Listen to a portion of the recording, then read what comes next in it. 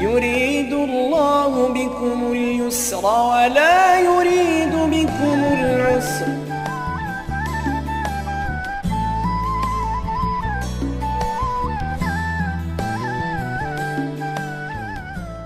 بسم الله الرحمن الرحيم. الحمد لله رب العالمين، والصلاة والسلام على سيدنا وحبيبنا محمد وعلى آله وأصحابه أجمعين. مسلمانانی بەڕێز، بابەتی ئەم جارەمان لە زنجیرە باسی ئاسانتر بە ناونیشانی ئازادی. ئازادی وشەیەکی پڕشدار، مەشخەڵێکی داگیرساو، ڕۆحی هەموو شۆڕش و بزاوی ئازادی خوازی گەلان بۆ بەدەستهێنانی ئازادیە. تیماری بیماری کۆیلایەتی بە ئازادی دەکرێت. ئەگە تەماشاکەی لە فقی ئیسلامیدا بۆ زۆربەی تەکالیفی شەرعی دەفەرمێ یەکێک لە واجبوونەکانی ئەلحوڕیە ئازادبوونی ئەو کەسەیە. ئینسان ئەگەر ئازاد نەبێ هەر ئەوەیە بەجەستە زیندووە، بەڵام لە ڕیزی مردواندایە. بەجەستە مرۆڤە، بەڵام وەکو ئامێرێک وایە و کۆنتڕۆڵەکەی بەدەستی کەسێشکەوە بێ بیهێنەوە بیبا، کە ئەوەش هەر ژیان نییە. کەسێک ئازاد بێ و کۆیلە نەبێ بۆ نەفسی، هیوا هەیە کۆیلەی نەفسە، نەفسی ئارەزوەکانی چی پێ بڵێنەوە دەکا. کۆیلە نەبوون بۆ ماددە و ڕزگاربوون لە ماددە بەرستی ئازادبوونە. کۆیلە نەبوون بۆ بیری چەوت، فکری خراپ، شتی خوڕافیات، ئەوە ئازادبوونە. هیوا هەیە لە هەموو شتێک دەترسێت. بۆ نمونە هەیە ڕقی لە ڕۆژێک لە فڵان ڕۆژم پێوە نایە. هەر ئینسانی وا هەیە داماوە بچێ بۆ سەفەر لە ڕێگا بپشمێ دەگەڕێتەوە، وەزانە پشمینی پێوە نایە. ئەوە بەشێکی لە کۆیلەبوون بۆ بیری چەوت. خەڵکێک هەیە ئێستا لە ماوەی پێشووی لە تەلەڤیزیۆنە بەرنامەیەکم بینی، داما و هەیە ئەچێتە سەر قەبرێک، سەر گۆڕێک لەوانێ بڵێم 2000 ساڵ لە پێش ئیسلامی شەو مردووە. با کاتی خۆشی پیاو چاک و بێ حرمەتمان هەیە بۆ هەموو گۆڕی ئینسانێک. ئینسان کە مرد، قبری جوولەکەیەک بێ، قبری مەسیحیەک بێ، قبری یەزیدیەک بێ، قبری موسڵمانێک بێ، قبری هەر مرۆڤێک بێ، کەس مافیەوەی نەسوکایەتی پێ بکات. چۆتەوە بەر بارەگای خوای خۆی، حیساب و کتابی لای خوایە. ئینسان نابێت سوکایەتی بە هیچ مەخلوقێکی خوا بکات، بە هیچ مرۆڤێک بکات. مەبەستم لەوەیە دەچنە سەر ئەو قەبرانە، خەڵک هەیە پەڕۆیەک گرێ دەدا، گرێی دەدا و گرێی دەدا، خوای ئەمە ئەمرازەشم حاصل بێ، ئەو گرێدا ئەمرازەشم حاصل بێ و ئەو بەردە بەو تاتەوە دەنێ، ئەگە بیگرێەوە شووی بۆ دەکرێەوە، ئەگە نەیگرێەوە بە نسیبی نابێ. و ئەوە بەڕاستی کۆیلەبوونە، کۆیلەبوون بۆ بیری خوڕافی، بۆ شتی چەوت. ئینسان ئازادی خۆی لەدەست دەدا. ئازادی بریتە لە خۆداماڵین لە نوشتانەوە بۆ بەرژەوەندێ مادی و معنەویەکان، و تەنها پشت بەخوایەک کە ئەلوەکیلە، کاروباری خۆتی دەدەی دەدەست. تعریفی وشەی حڕیەت و ئازادی لە ئیعلانی حقوقی ئینساندا کە لە فەڕەنسا لە ساڵی 1789 دا دەرچووە، تعریفی ئازادی و حڕیەت ئەمەیە: القدرة على عمل كل شيء لا يضر بالغير. ئینسان ئازاد بێ لە کردنی هەر هەڵس و کەوتێک و قسەیەک و کردار و گفتارێکدا، بەڵام بەو مەرجەی زەرەر لە کەسی تر نەدا. ئەو قسەی تۆ نەبێتە زەرەر و شکاندن و سوکایەتی بە بەرامبەر، ئەو ڕەفتارەی تۆ، ئەو هەڵس و کەوتەی تۆ زەرەر بە خەڵکێک نەگەیەنێ. بۆ نمونە کەسێک ئازادە لە ناو چوارچێوەی سیارە تایبەتیەکەی خۆیدا تەسجیل پێ دەکات، گوێ لە گۆرانی دەگرێت، گوێ لە هەر شتێک دەگرێت. بەڵام ئازاد نییە لەوەی ئەوەندە سەوتی بداتێت لە شەقامە ئۆتۆمبیلەکەی تەنیشتیشی گوێ لەو گۆرانیە بێ. ئازادی تۆ لەوە کۆتایی پێچکە زەرەری لە خەڵکدا. کابرایەک لەناو ئۆتۆمبیلەکەی خۆیدا شۆفێری تایبەتەوە ئازادە گوێ لە هەرچی دەگرێت، بەڵام بڕواتان بێ ئەوە ستەمە، ئەوە دەرچوونە لە ئازادی شۆفێرێکی ناو پاسێک یان تەکسیەک بە ئارەزووی خۆی سەوتی گۆرانی بداتێ. من دڵم ئەگە قورئانیش لێ بدا، ئەگەر ڕەزامەندی تەواوی شۆفێرەکە سەرنشینەکانی لەسەر نەبێ، ئەگەر تەواوی ئەوانەی کە لەگەڵ یا سەرکەوتون بە یەک دەنگ ڕازی نەبن، ئەو شۆفێرەی کەوا ساقی تەکسیە، ساقی پاسێکە، مافی ئەوەی نییە بە ئارەزووی خۆی تەسجیل بکاتەوە، ڕادیۆ بکاتەوە، چی پێخۆشە. ئازادی چی دەڵێ و چی دەکەی، حتا چی لا يضر بالغير، تا دەگاتە ئەو حاڵەتەی زەرەر بە کەسێکی تر نەگەیەنی. ئەوە ئەم قانونی حقوقی ئینسانان کە لە ساڵی 1789 لە فەڕەنسا نووسراوەتەوە، ئاوا تعریفی ئازادی دەکات.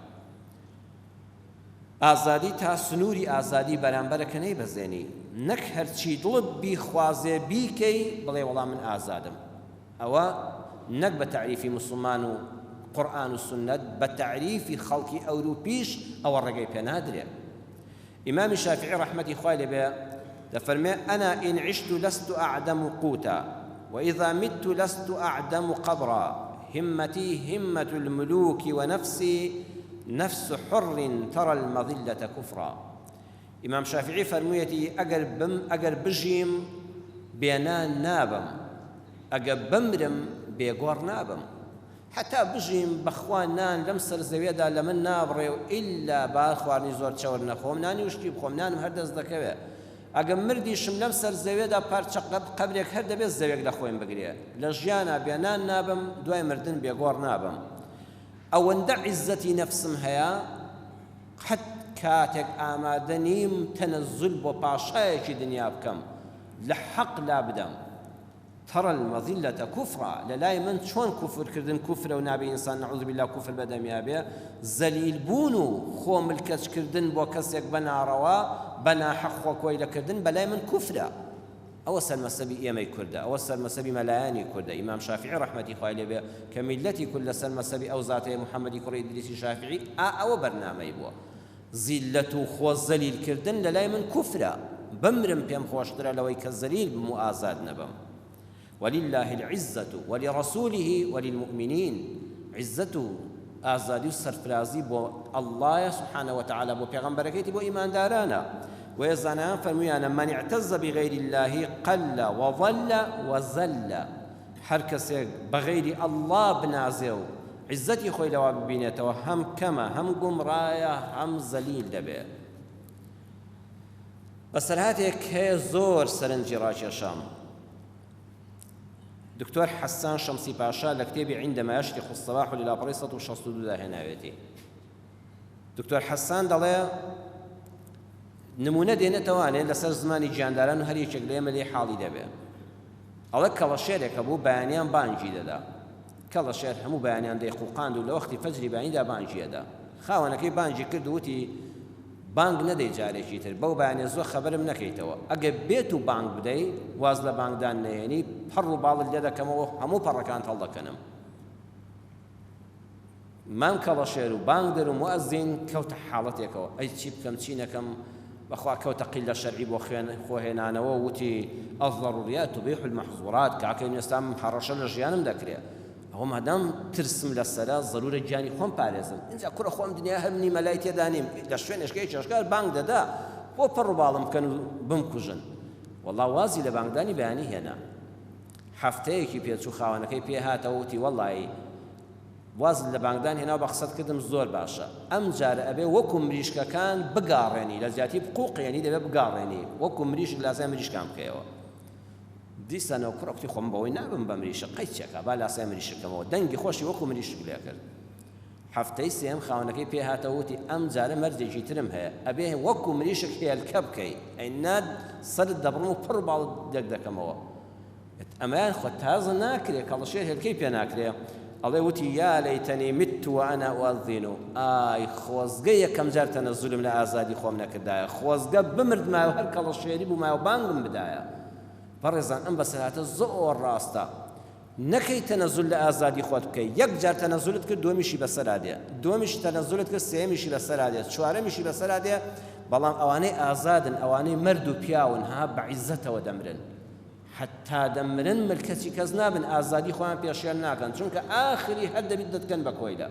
وتی یا لەیتەنی مت وەئەنا ئوەذین، خۆزگەی یەکەم جار ئازادی خۆم لەدەست نەدایە، تەنەزولم نەکردایە، خۆزگە لە کاتی بانگدانە لە مری بدامایە، ئێستا داوای هێلکەکردنم لێ دەکا، بە گاڕەگاریش لێم ڕازی نەبوو. زۆر ڕاستە، قەولی حەق و ڕاست. بەڵام بە مەرجێک خۆشەویستان ئینسان مەبەستی خۆ دەرخستن نەبێ، مەبەستی ئاژانەوە نانەوە لە وڵاتان نەبێ، مەبەستی بەدەستێنانی دەنگی ئەو نەبێت، چکە خەڵکە سابت بە خەڵکەوە دەکا. مەبەستت ڕەزامەندی ئەڵڵا بێ، بەست بەخوا ببەستی، وەڵڵاهی خوا پشتیوانی لێ دەکا، خوا نایهەڵێ زەلیل بی. چەند کەڵە پیا و مەلامان هەبوون لە ئێستاش تا ئێستا زیندوون هەر بە عیزەتەوە ژیاون، بەڵام پیاوی مرد بوون، پیاوێک نەبوون خۆ بە خەڵک بژێنن، بۆ خوا ژیان پشتیشیان بەخوا بەست. ساڵی 1961 کابرایەکە بوو سەرۆکی تونس بوو، ناوی حەبیب بۆرقیە بوو. حەبیب بۆرقیە بە ئارەزووی خۆی هەرچی بەدڵا پاتا دەیگوت، وتی وەڵای بڕیارێکم داوە لەبەرەوەی ڕۆژوو لە هاویناندا ئیقتصادی تونس لاواز دەکا، خەڵک بە ڕۆژوو بێ و بازار کەم بێ و مەطعەم داخلێ و کرێکار ئیش نەکا، ئینتاج کەم دەبێ، بۆیە وا من بڕیارمدا ڕۆژوو خەڵک نەیگرێت لە هاویناندا و ئینتاجی تونس کەم نەکا. دار و دەست و وەزیر و ڕاوێژکار پێیان گوت قوربان ئەم قسەی بەڕێزت پێویستی بە فتوای شەرعی هەیە، ئەبێ موفتی وڵات ئەم قسەی تۆ پشت ڕاست بکاتەوە، ئەو بڵێ ئەمجا خەڵک گوێ لێ دەگرێت. یەکتیجا ئاسانە. موفتی چێیە؟ وتیان وەڵا شێخ تاهر بن عاشوورە زانایەکی گەورەی تونسیە. شێخ تاهر بن عاشوور قسە بکا بیەنە سەر رادیۆ تەلەڤیزۆن و قسە بۆ خەڵک بکا و بڵێ لە هاویندا خەڵک بە ڕۆژوو نەبێ بۆ ئینتاجی وڵات کەم نەکە، بەرهەم کەم نەکە. چون مامۆستایان ئاگادار کرد مامۆستاکتی زۆر چاکە، هەموو خەڵک بەرامبەر بە رادیۆ دانیشتبوون شێخ تاهر بن عاشوور موفتی تونس قسە بکە. دەستی پێکرد وتی بسم الله الرحمن الرحیم، خی گەورە دەفەرمێ یا ئەیها الذین آمنوا كتب عليكم الصيام كما كتب على الذين من قبلكم لعلكم تتقون شهر رمضان الذي أنزل فيه القرآن هدى للناس وبينات من الهدى والفرقان فمن شهد منكم الشهر فليصمه.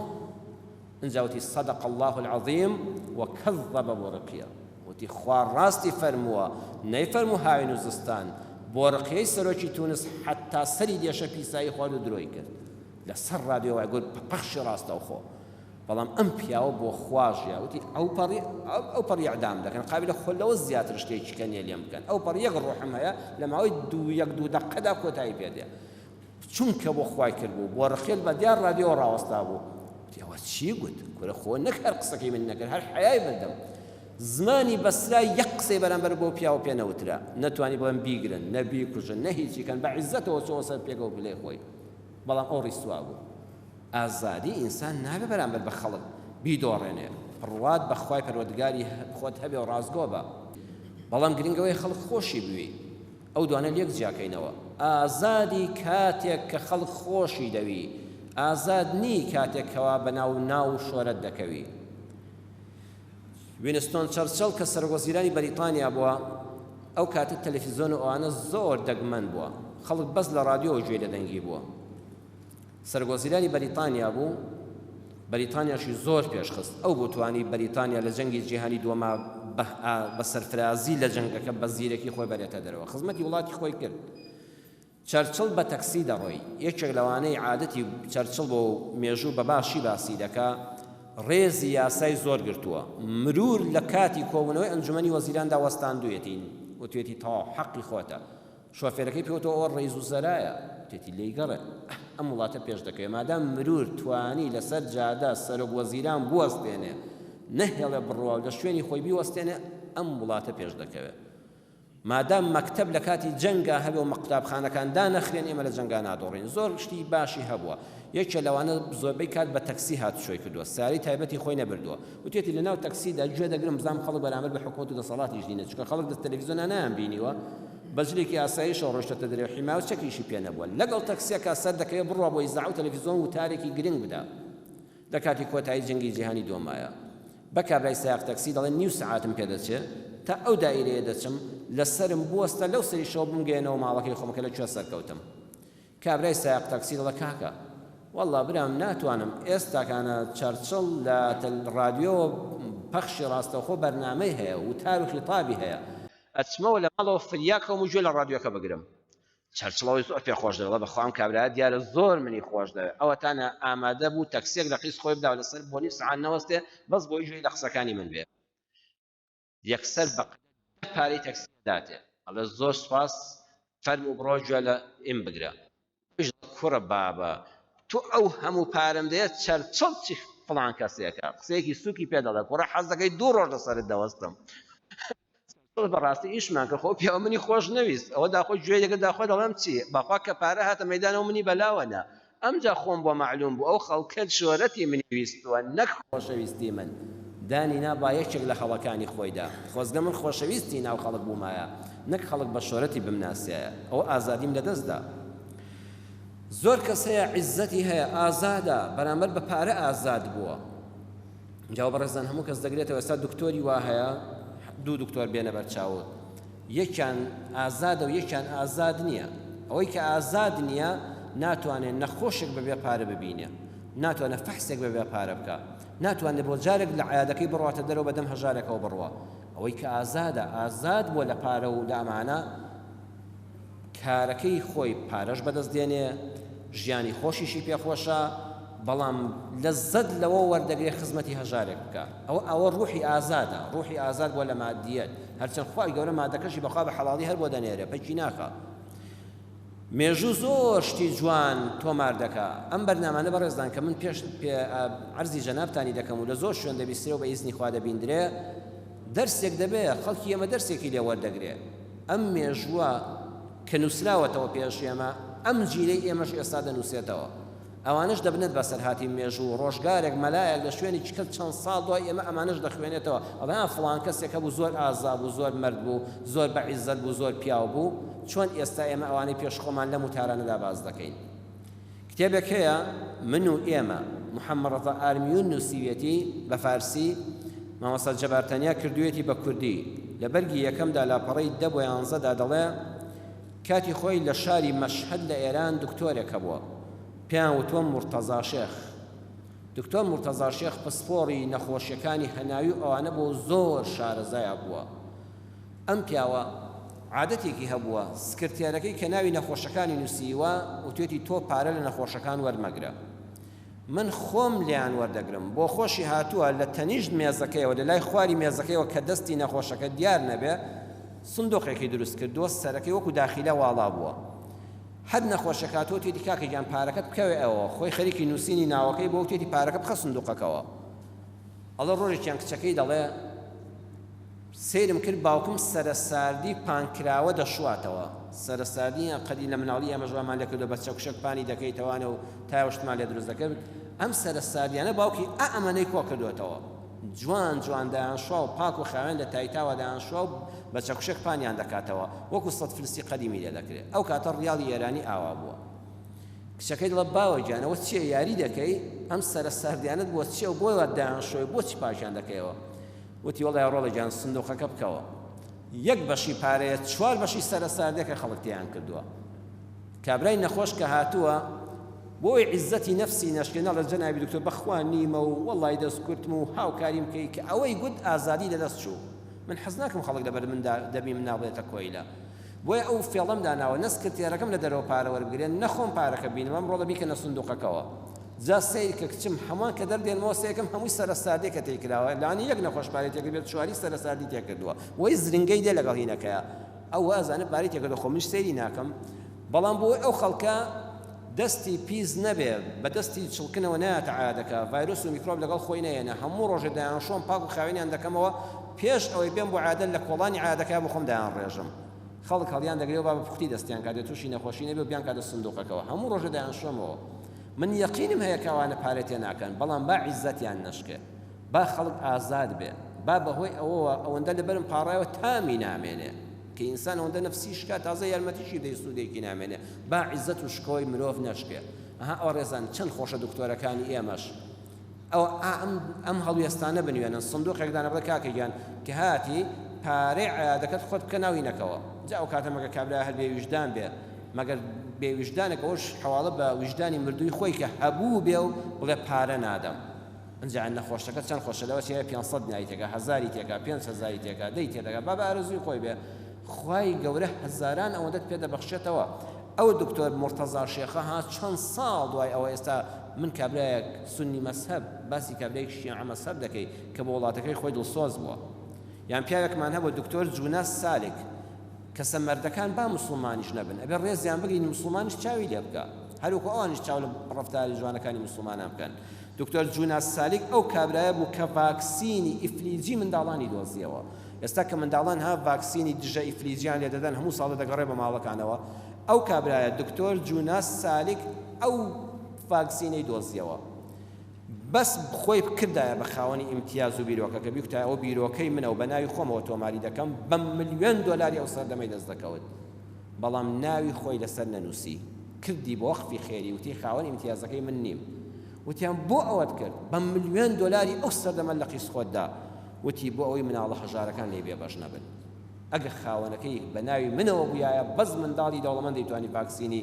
دژە ئیفلیجی لە خۆیدا منداڵی هەژار لێ بێبەش دەبوو بەڵام بۆ ئەوەی مناڵەکانیش لە ئازادی قاچ و قول بێبەش نەبن و ئیفلیج نەبوو مرۆڤ ئازاد بێ مناڵە هەژارەکانیش ئازاد بن خاوەن ئیمتیازەکەی واز لێهێنا بەخشیم کردیم بە وەقف کۆتایی وتارەکەم لە بابەتی ئازادیدا بە قسەیەکی ملتن دێنم زانە ملتن دەڵێ من يتعشق الحرية يجب أن يكون قبل طيبا حكيما هەر کەسێ عشقی ئازادیە پێش ئەوەی کە بە دووی ئازادیدا بگەڕێ و ئازاد بێ پێویستە دوو سیفەتی تێدا بێ طیبا پاک بێ بەڕێزان دیقەت بدە دز ئازادە هەمیشە ترسنەوە کە دایمە کۆی لێیە دز ئازاد نییە چونکە طیب نییە چونکە پاک نییە داوێن خراپ دوو لە ڕووی جەنابتان خوشکان و برایان و ماڵی خوا و هەموو بیسەران و بینەران واللهی ئەوەی لە شفرۆشی دەکا خوا هیدایەتیان بدا خوا لیان خۆش بێ ئەوەی لە شفرۆشی دەکا کە بە حسابی خۆی ئازادە و چ دەکات چی پێخۆشە بیکە و کەسیش حڕیەتین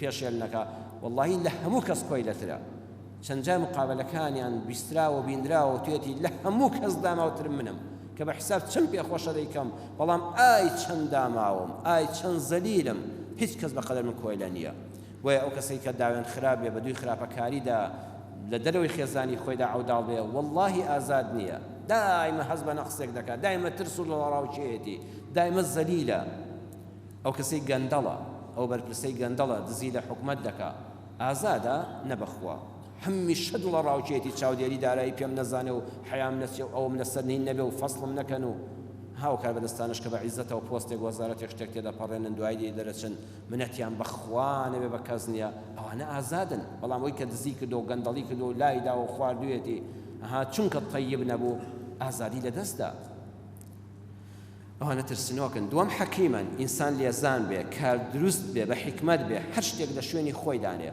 قسەت کرد لە شوێنی خۆیدا بیکە پارەت سەرف کرد لە شوێنی خۆیدا سەرفیکە ئەوە حکمەتە پارە لە شوێنی خۆیدا سەرف کە بە فیڕۆی مەدا قسە لە شوێنی خۆیدا بکە و بە فیڕۆی مەدە و جێگەی پێ بگرە ئەو کاتە تۆ ئازاد دەبی ئەینا خەڵک کۆیلەی قسەی خۆیەتی وایە قسەیەک دەکات فەقیر بێتە کۆیلەی یوە پارە سەرف دەکات بێتە کۆیلەی پارەکەی چونکە لە شوێنی خۆیان سەرفی نەکردووە داواکارم لە خوای پەروەردگار یا ڕەبی خوایە هەتا دەژین بە ئازادی بژین خوایە بمان پارێزی لە کۆیلەیی لە زەلیلبوون بۆ غەیری تۆ چونکە زەلیلی بۆ تۆ یا رب العالمین سەربەرزیە خوایە تەنها زەلیلی بەرقاپی خۆتمان کەی زەلیلی هیچ عەبدێکمان نەکەی ئەوەی نەخۆشە و نەخۆشی درێژخایانی هەیە و داوای دوعای خێری لە موسڵمانان کردو یا رەبی خوا شیفای بدەی ئامین ئامین والحەمد لله رب العالمین